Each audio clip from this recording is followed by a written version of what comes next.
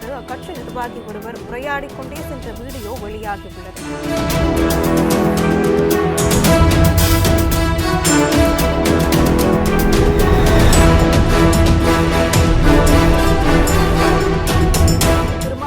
Car மணிக்கு 60 kilometre வேகத்தில் சென்ற நிலையில் ஆபத்தை உணராமல் இருவரும் பேசிக்கொண்டே சென்றனர்.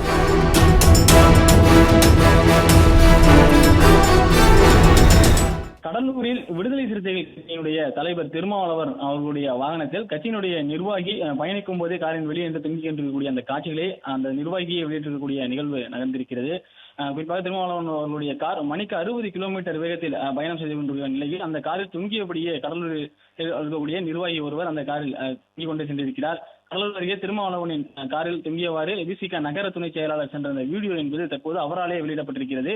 குறிப்பாக அந்த காரினுடைய வேகம் என்பது 60 கிலோமீட்டர் வரைக்கும் பயணம் செய்ததாகவும் அதில் அவர் திருமாவளவனுடன் உரையாடி கொண்டே அந்த காரில் வெளியில் தொங்கியபடி பயணம் செய்யக்கூடிய அந்த காட்சிகளும் இருக்கிறது. சிறிது நேரத்திற்கு பிறகு திருமாவளவனுடைய காரினுடைய வேகம் விசிக நிர்வாகி கீழே இறக்கினார். அந்த காட்சிகளையும் அவர் பதிவு செய்திருக்கிறார்.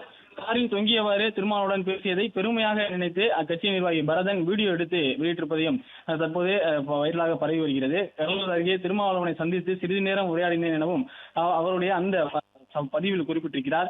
விசிக முதுநகர் நகர துணை செயலாளராக இருக்கக்கூடியவர் பரதன், அதாவது ஓடுகின்ற காரில் வெளியில் நின்றவாறு தொங்கியபடியே 60 கிலோமீட்டர் வேகத்தில் பயணம் செய்யக்கூடிய விடுதலை சிறுத்தைகள் கட்சியினுடைய தலைவர் திருமாவளவனுடன் பேசிக் கொண்டிருக்கக்கூடிய காட்சியை அவராகவே பதிவு செய்து சமூக வலைதளத்தில் விட்டிருப்பது இது பரபரப்பை ஏற்படுத்தியிருக்கிறது.